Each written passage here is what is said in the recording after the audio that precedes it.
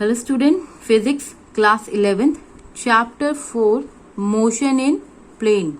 Now today's topic is our relative velocity. The velocity of the object with respect to the observer is obtained directly by subtracting the velocity of the observer from the velocity of the object. Velocities are represented by vectors and they are subtracted by vector method. Okay, now the topic is our relative velocity. The velocity of an object if the observer and the car, दो चीजें हैं, observer and the object, it can be car or anything else, if they are moving in the same direction, दोनों ही same direction में इधर right में जा रहे हैं या लेफ्ट में जा रहे हैं. तो अगर उनकी रिलेटिव वेलोसिटी निकालनी है तो relative velocity of observer, we have to find the relative velocity of object with respect to observer. हमें किसकी निकालनी है? Relative velocity of object. Object ये है और ऑब्जर्वर ये है. इन दोनों के बीच में अगर रिलेटिव वेलोसिटी निकालनी है तो you have to calculate v2 minus v1. If the object and the observer, they both are moving in the same direction, in that case you have to subtract their velocities. If they are in opposite direction, suppose car आपके opposite direction में जा रही है and both are in the opposite direction, तब relative velocity add up होती है. This is the formula to calculate the relative velocity. तो आपको अगर कभी भी रिलेटिव वेलोसिटी निकालनी हो, if they are moving in the same direction, तो एक दूसरे में से सब्ट्रैक्ट करेंगे. बट ध्यान रखिएगा किसको किस में से सब्ट्रैक्ट करना है. यहाँ पे वेलोसिटी ऑफ ऑब्जेक्ट निकालनी है विद रिस्पेक्ट टू ऑब्जर्वर. इसकी वेलोसिटी निकालनी है इसकी रिस्पेक्ट में, तो इसमें से इसकी माइनस करेंगे. अगर हमें इसकी निकालनी होती विद रिस्पेक्ट टू दिस, तो आप इसमें से इसको माइनस करेंगे. ये कंसेप्ट आपने ध्यान रखना है. But whenever they are moving in opposite direction add up होगा, and when they are moving in the same direction तो सब्ट्रैक्ट होगा. एडिशन में कोई दिक्कत नहीं है, only you have to see if they are moving in the same direction किसको किस में से निकालना है according to the question. Velocity of object with respect to observer निकालिए. ऑब्जेक्ट की वेलोसिटी निकालना चाहते हैं और ऑब्जर्वर यहाँ खड़ा है या ये मूव कर रहा है, तो हमें इसकी वेलोसिटी निकालनी है, तो इसमें से इसकी माइनस करेंगे.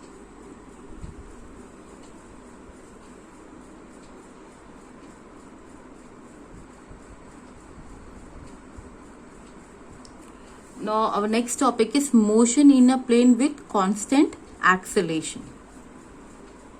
Let us take an example to understand. An object is moving in xy plane and its acceleration a is constant. Now, let the velocity of the object be nu naught at time t is equal to 0 and nu at time t. Nu is equal to nu naught plus at. This is the equation in component form. We conclude that motion in a plane can be treated as two separate simultaneous one-dimensional motions with constant acceleration along two perpendicular directions.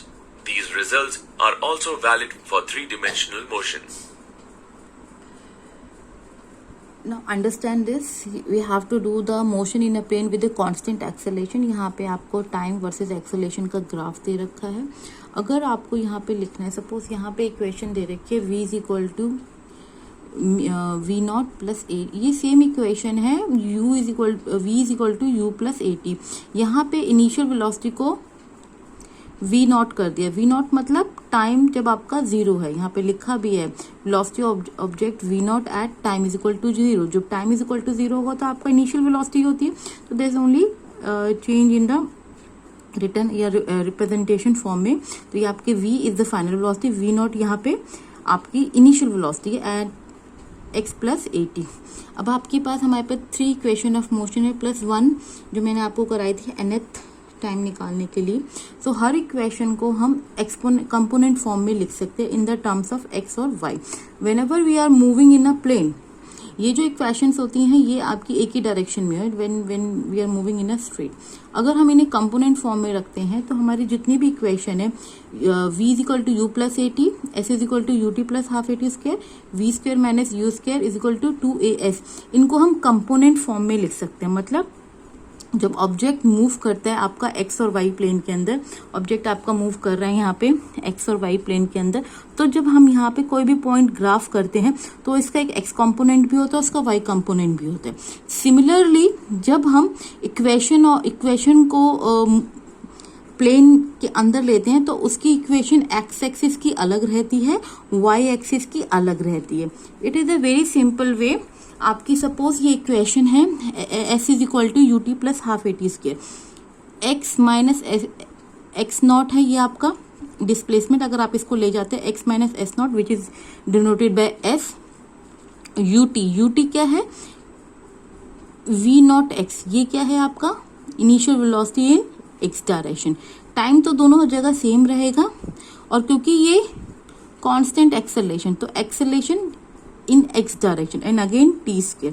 Same हमने y axis की equation ली है, s is equal to u t plus half A t square in the term of y.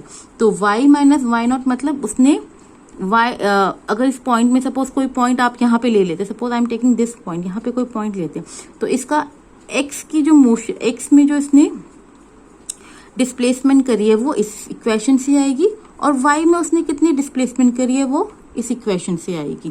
तो यहाँ पे y minus Y net हो जाएगा, that is equal to displacement again y, v not y is initial velocity in y direction, t time same रहेगा, half a acceleration in y direction and t square, time आपका same रहेगा चाहे वो axis में जाए या Y axis में जाए। तो जैसे हमने रेजोल्यूशन ऑफ वेक्टर करा था, किसी एक वेक्टर का इफेक्ट हमने दो एक्सिस में निकाला था, तो ऐसे ही हम एक इक्वेशन का इफेक्ट एक्स एक्सिस और वाई एक्सिस में भी डिवाइड कर सकते। ऐसे ही हम तीनों इक्वेशन को x axis and y axis में लिख सकते हैं। So on the basis of this principle our next topic is our projectile motion.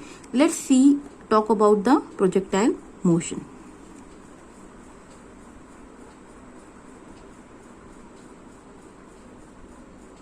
An object thrown into space with some initial velocity and then allowed to travel freely under gravity is called a projectile. For example, a bomb dropped from an aeroplane. Now, an object is thrown into space. अगर वो किसी aeroplane से नीचे गिर रहा है या आप थ्रोन कर रहे हैं stone from ground into the space, तो ये जो पाथ ले रहा है, दैट्स अ कर्व्ड पाथ जो ले रहा है, इसको हम प्रोजेक्टाइल मोशन कहते हैं।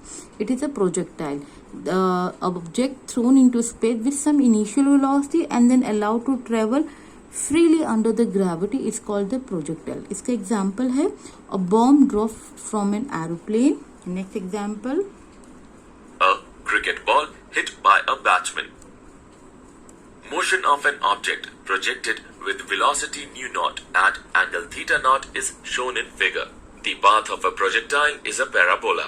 Time of flight of projectile is df is equal to 2 nu naught sin theta naught divided by g. Maximum height of a projectile is hm is equal to nu naught sin theta naught square divided by 2g. The horizontal distance travelled by a projectile from its initial position to the position where it passes y is equal to 0 during its fall is called the horizontal range. Horizontal range of projectile is given by product of nu naught square and sin 2 theta naught divided by g. So this is all about the projectile motion. They have drawn the graph for it, and these are the certain result which will we get through our derivation, which is a very important. I just want to show how these results will come. Wait.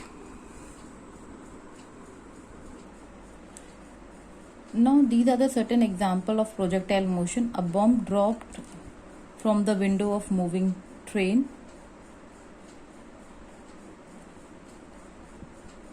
or a body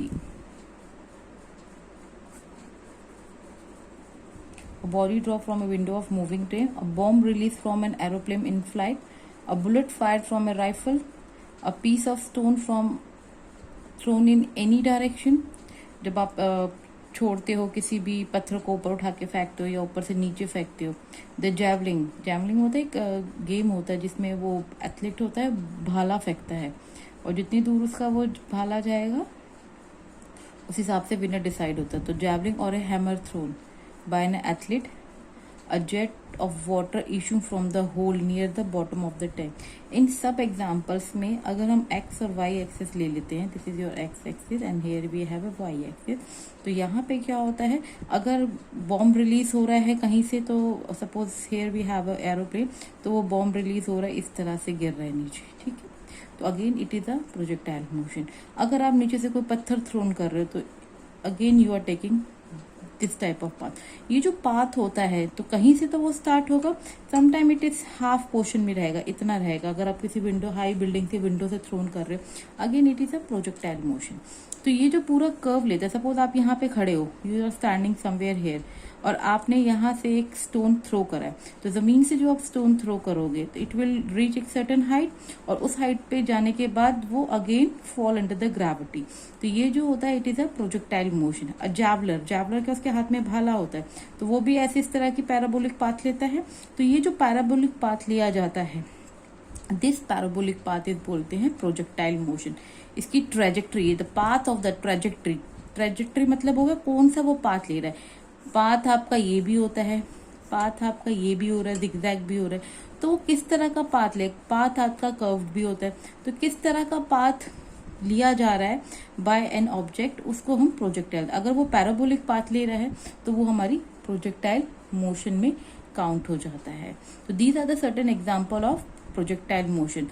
Now I'm showing you the derivation portion of this topic. Okay, before coming to the derivation portion, one thing I just want to discuss here, तो projectile move under the two combined effect of velocities। यहाँ पे जब projectile move करता है तो उसके पास दो velocities आती हैं। कौन कौन सी दो velocities है? Uniform velocity in an horizontal direction, एक तो इस डायरेक्शन में, horizontal डायरेक्शन में आपकी एक velocity निकल कर आती है, so and it would not change. अब क्या होता है, इस डायरेक्शन में हॉरिजॉन्टल वेलोसिटी आएगी, बिकॉज सपोज एक पॉइंट, ये वाला पॉइंट है, ये पॉइंट P है, इसके कोऑर्डिनेट x और y हैं, तो इसका x कोऑर्डिनेट इस डायरेक्शन में होगा, y कोऑर्डिनेट इस डायरेक्शन में होगा। Agree to it? तो इस पॉइंट को अगर आपने डिफाइन करना है तो वो आपने देखना है कि x में कितना मूव करा है वो, और y में वो कितना मूव करा है, ठीक है, ये हमें पढ़ना होता है।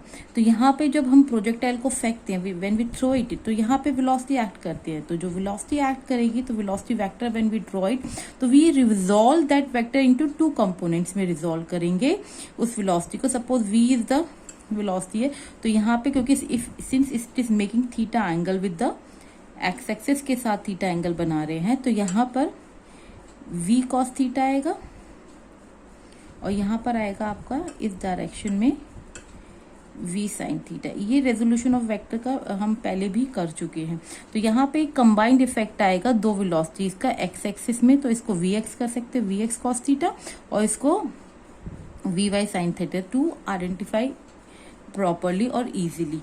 एंड इसमें ये मान के चल रहे हैं कि there is no air resistance when we are calculating these velocity और डेरिवेशन पोर्शन। हम ये मान के चलेंगे कि इसके अंदर एयर रेजिस्टेंस को वी आर नेग्लेक्टिंग।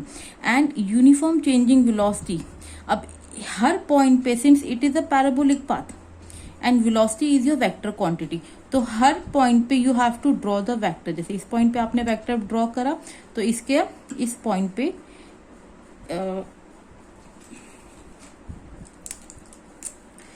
यहाँ पे आपने इस पॉइंट पे वेक्टर ड्रॉ करा, ठीक है, तो इस पॉइंट के ऊपर आपकी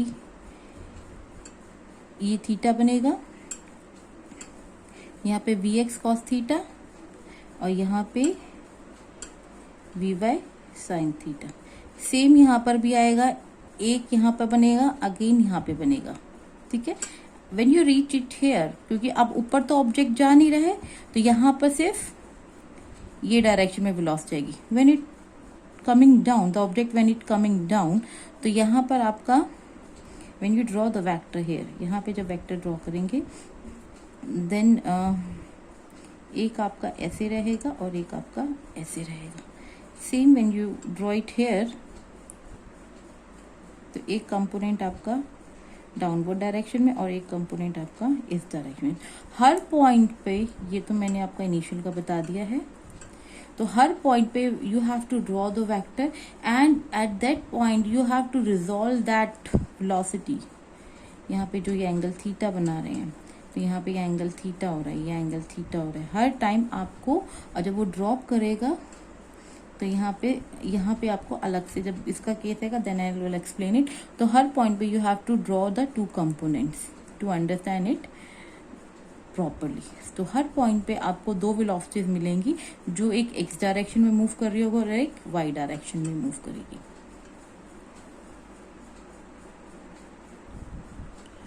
Now start with the derivation portion. Let us take x and y axes ले रहे हैं। यहाँ पे आपका एक, इफ यू अगर आपने कोई पत्थर थ्रो करा है, जैवलिंग करी है, तो it is the path which is taken by your stone. Now it let O be the origin and this is two perpendicular axes. U is the initial velocity. I just write it here. U आपका initial velocity है, ठीक है, and theta is the angle with ground, जहाँ पर x not is equal to 0 है, y not is equal to 0, क्योंकि यहाँ पे जो रहेगा x नॉट मतलब ओरिजिन का 0 है और y नॉट भी आपका 0 and time is equal to 0। ये तीनों चीजें इस पॉइंट पे ओरिजिन पे आपके 0 है। नाउ हेयर एक्स यू को हम रिजॉल्व कर रहे हैं, here we are resolving the u. जब आप here I am just writing each and every point, u को आप रिजॉल्व करेंगे इनटू टू कंपोनेंट्स। तो फर्स्ट है आपका यू कॉस थीटा, ये कहाँ पर है, एक्स एक्सिस के अलोंग है, इसको हॉरिजॉन्टल कंपोनेंट भी बोलेंगे।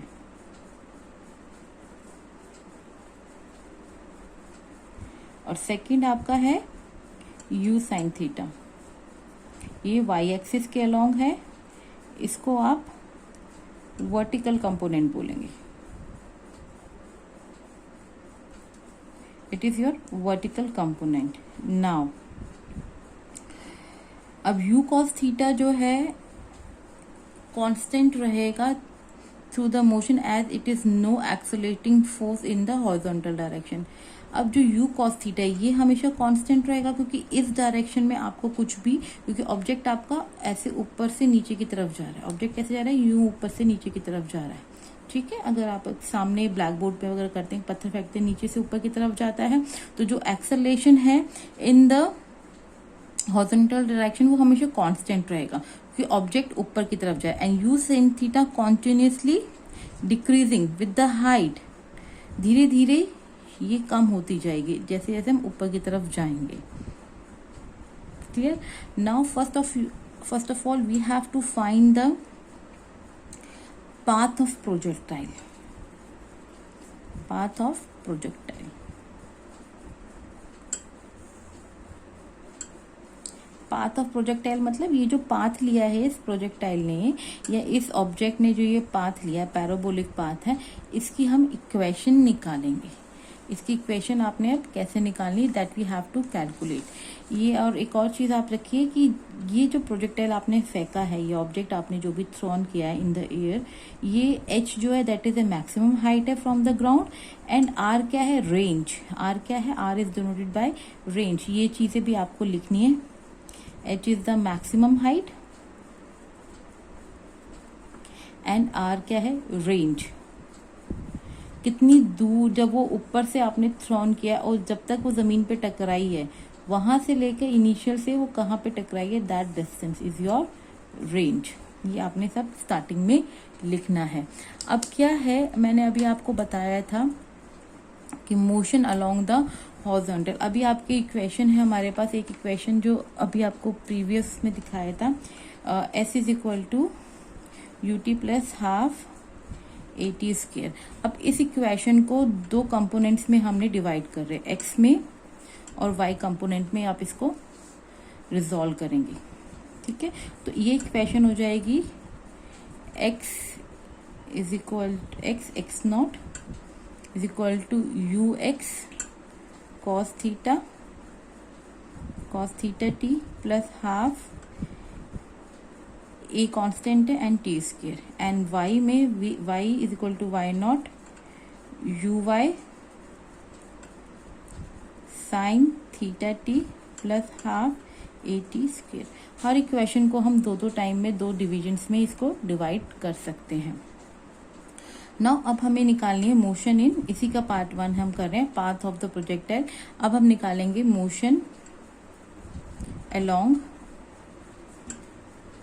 Horizontal direction.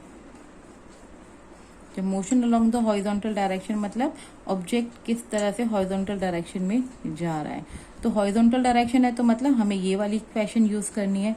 तो x is equal to x not plus u x t plus half a x t square. अब यहाँ पे हेयर एक्स नॉट तो आपका 0 ही है, क्योंकि इनिशियली तो एक्स नॉट तो 0 है ही आपका, वो तो 0 ही रहेगा। ए एक्स एक्सेलरेशन, अब जब आपका हॉरिजॉन्टल डायरेक्शन में जा रही है ऑब्जेक्ट, जो हर पॉइंट पे हम निकाल रहे हैं, तो हॉरिजॉन्टल डायरेक्शन में कोई भी एक्सेलरेशन नहीं हो रही, तो वो आपका ए एक्स आपका 0 हो जाएगा।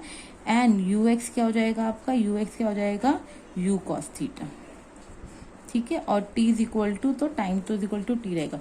Put all this values in this equation, इसमें रख दीजिए x 0 plus you cos theta T plus half, ये तो 0 हो गया, और टी स्क्वायर तो यकीन 0, तो x is equal to u cos theta, t निकल कर आया, और t हम यहाँ से निकाल सकते हैं x upon u cos theta, ये आपका t निकल कर आ गया, ठीक है। And this is your equation in x direction, ये जो निकल कर आया this is motion along the horizontal direction निकल कर आई है। Now motion along the vertical direction, let's now motion along vertical direction. तो यहाँ पे motion along vertical direction, that means you have to take vertical direction की equation लेंगे, y is equal to Y not plus you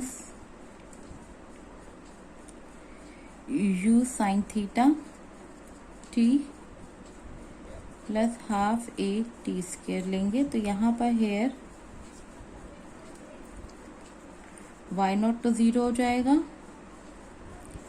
you y जो u y ले रहे हैं is equal to you sine theta, वो मैंने already यहाँ पे लिख दिया है,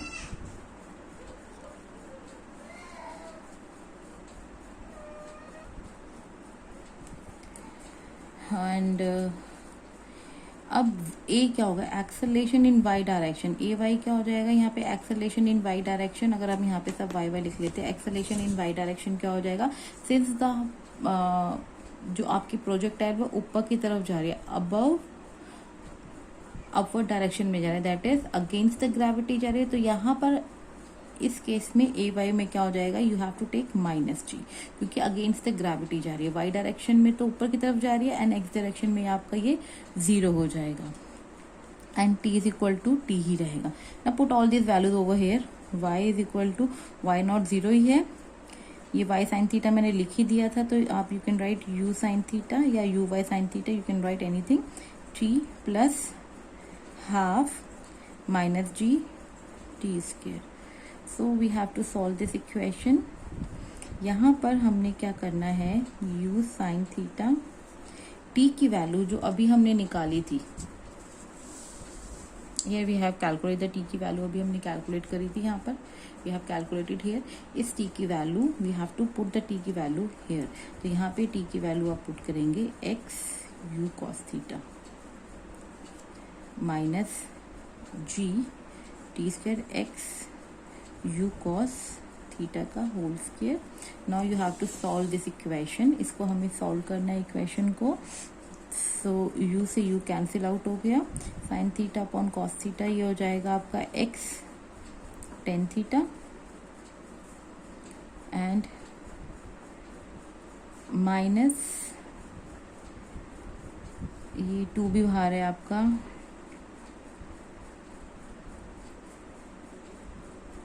मैंने हाफ जी भी है यहाँ पे 1/2 रहेगी आपका बाहर, जी upon u square cos square theta and x square. After solving this equation you will get this, or you can write y is equal to x tan theta minus half g upon u square cos square theta x square. Now this equation that this will be get it in a square form.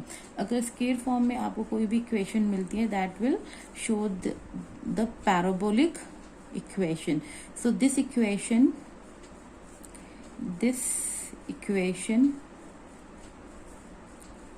this is the equation of parabola. क्योंकि ये equation x square की जो रहती है वो parabola की equation होती है, तो with this equation we can find that कि जो प्रोजेक्टाइल ने आपका मूव किया है, जो प्रोजेक्टाइल आपकी मूव कर रही है वो आपकी प्रोजेक्टाइल पाथ ले रही है. It will take a projectile path. तो दिस इज द इक्वेशन. ये जो दो इक्वेशन आपकी आई हैं ये आपकी जो इक्वेशंस हैं, this is for motion along horizontal direction and motion along the vertical direction में आपकी ये दो डेरिवेशन आपकी हो गए. This is the part 1 of the topic. Now we have to do the part 2. Part 2 के अंदर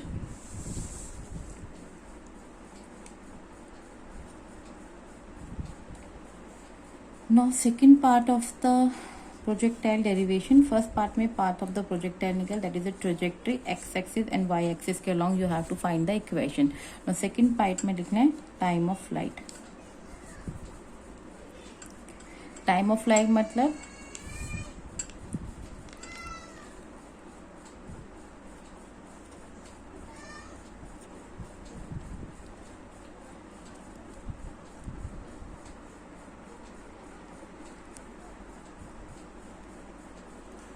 सेकेंड है आपका टाइम ऑफ फ्लाइट. तो it is the total time for which the object is in the flight. मतलब object ने कितना time लिया है. फ्लाइट मतलब यहाँ से स्टार्ट करा, it is in the flight, और कितना टाइम लिया है that is denoted by capital T.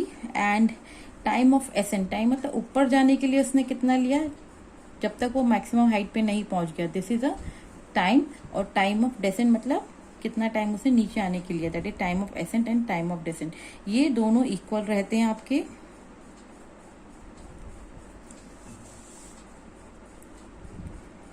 ये दोनों इक्वल रहेंगे and t is equal to 2t. ये दोनों टाइम का ध्यान रखना. ये capital T is a total time, यहाँ से लेके यहाँ तक का उसने कितना टाइम लिया है. और ये जो स्मॉल टाइम है दैट इज किसी यहाँ से यहाँ तक का टाइम t है, और यहाँ से यहाँ तक आने का time. Time of accent is small t, time of descent is small t. ये दोनों t इक्वल रहते हैं. तो ये टोटल टाइम आपका यह है. और t इज इक्वल टू, अगर आपने स्मॉल t निकालना है, टाइम ऑफ एसेंट किसी भी टाइम का निकालना है, दैट इज t अपॉन 2. ठीक है. नाउ सिंस एट h के ऊपर क्या होगा आपका, u Y is equal to 0. जब ऊपर आप पहुंचेंगे तो y कंपोनेंट तो 0 हो जाएगा क्योंकि ऊपर तो कुछ भी नहीं जा रहा, ओनली x कंपोनेंट रहेगा आपका यहाँ पे. तो यहाँ पे U Y is equal to 0 रहेगा और U X is equal to you sine theta ही रहेगा आपका यहाँ पर. ठीक है. एक्सेलरेशन आपका -g रहेगा क्योंकि अभी भी ऊपर ही, और t is equal to t/2 रहेगा. Now put these values in, since we are at the height पर हैं, तो यहाँ पर क्योंकि हम हाइट के ऊपर हैं इधर, तो हमारी जो इक्वेशन होगी तो vy होगी is equal to uy plus 80. vy तो आपका 0 ही है क्योंकि ऊपर तो कोई वर्टिकल तो ऊपर तो और ऑब्जेक्ट जा नहीं रहा है, और दैट इज u डायरेक्शन में is u sine theta plus -g. ए तो -g होगी, और टाइम क्या है आपका t/2. और after solving it g t/2, इसको इधर ले जाते लेफ्ट हैंड डायरेक्शन में, तो u साइन थीटा, और t आपका आ जाएगा 2u sine theta upon g. This is a time period. Total time period आ गया आपका फ्लाइट का, कि उसने यहाँ से लेके यहाँ तक कितना टाइम लिया, that will this one.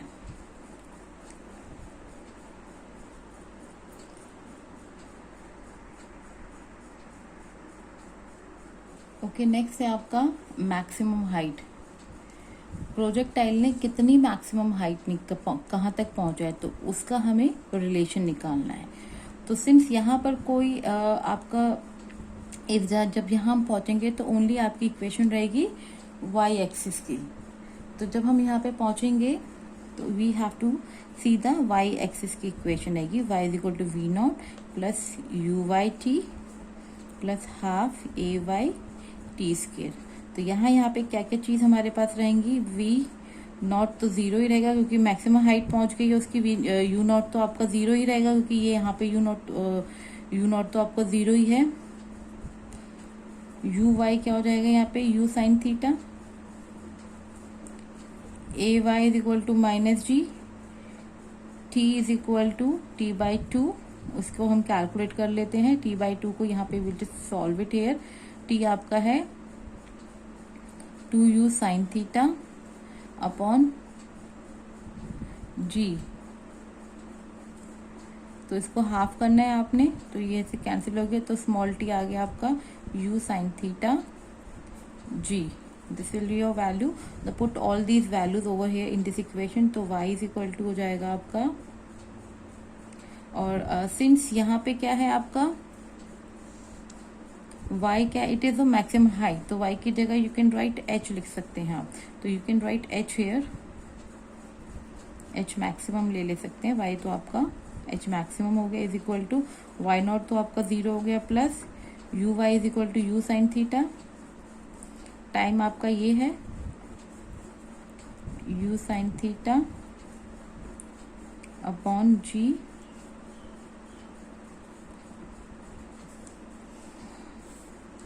Plus half a y क्या है आपका, ए वाई हमारा माइनस जी है एंड टी स्केयर अगेन आपका इसका square U sine theta upon G का whole square. So after solving this complete equation H maximum, तो यहीं से कर लिए U square sine square theta upon G minus G by two और U square sine square theta by G square. So यहाँ से जी से एक स्केयर का जी कट गया आपका, तो you will get after taking common hair, क्योंकि ये वन है और ये हाफ है, तो वन में से हाफ, ये देखो पूरी टर्म सेम है, U square sine square theta by G, U square sine square theta by G आएगा यहाँ पे। तो वन में से ये क्या, तो हाफ आपका बचेगा, तो इक्वेशन आएगी आपकी U square sine square theta by G. This is your H maximum. ये एच मैक्सिमम आपकी, एच मैक्सिमम की इक्वेशन आ गई है आपके पास। यहाँ पे वन, ये देखो U square sine square theta by G, U square sine theta by G, ये हाफ है और ये वन है पूरा, तो वन में से हाफ किया तो हाफ बचा, तो दिस इक्वेशन विल बी, और टू भी यहाँ पर आएगा, हाफ बचेगा। This is your maximum height की इक्वेशन है। Now for range, maximum range, fourth है आपका horizontal range.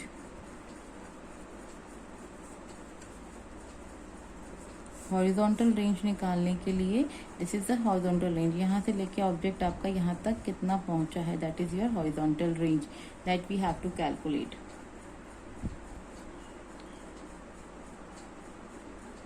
So here we have to find the horizontal range. So we know that v is equal to s upon t, velocity is equal to displacement upon time होता है, और v होता है आपका u cos theta.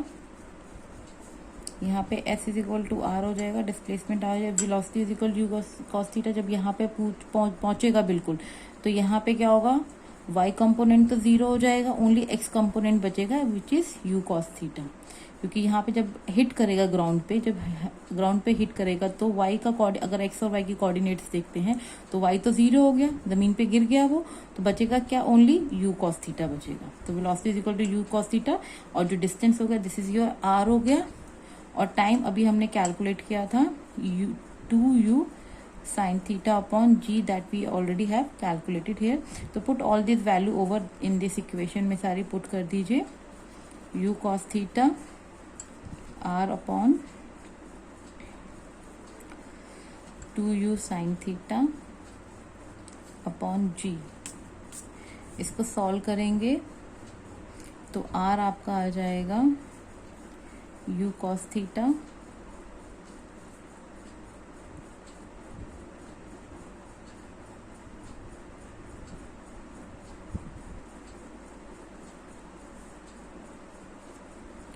and then further solving it r आ जाएगा 2u square cos theta sin theta upon g. You already know 2 cos theta sin theta, ये maths की identity आपने पढ़ी होगी.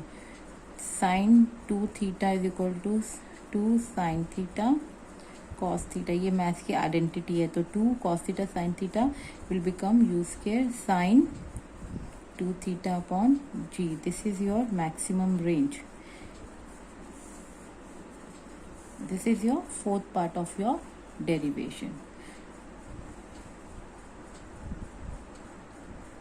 Now fifth part of the derivation, which is the last part of the derivation, पूछा जाता है at what angle one should throw a projectile to get the maximum range.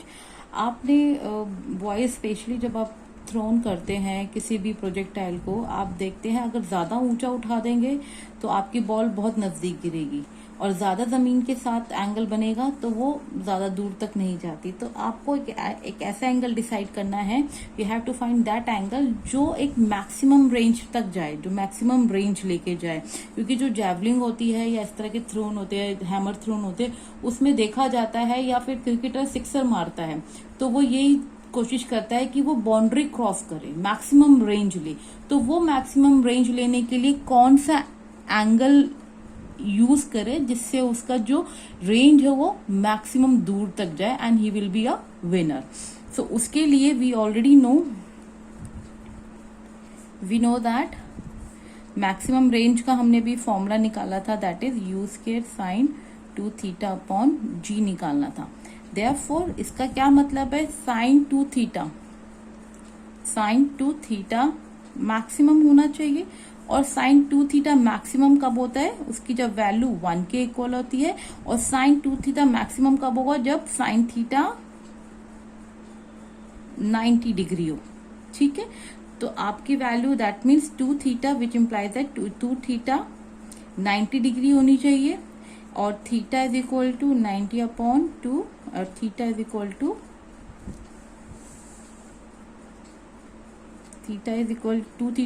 90 degree होनी चाहिए. तो यहाँ पे आपका साइन 2 थीटा था, तो 2 theta is equal to 90 degree होना चाहिए. तो theta is equal to 45 degree.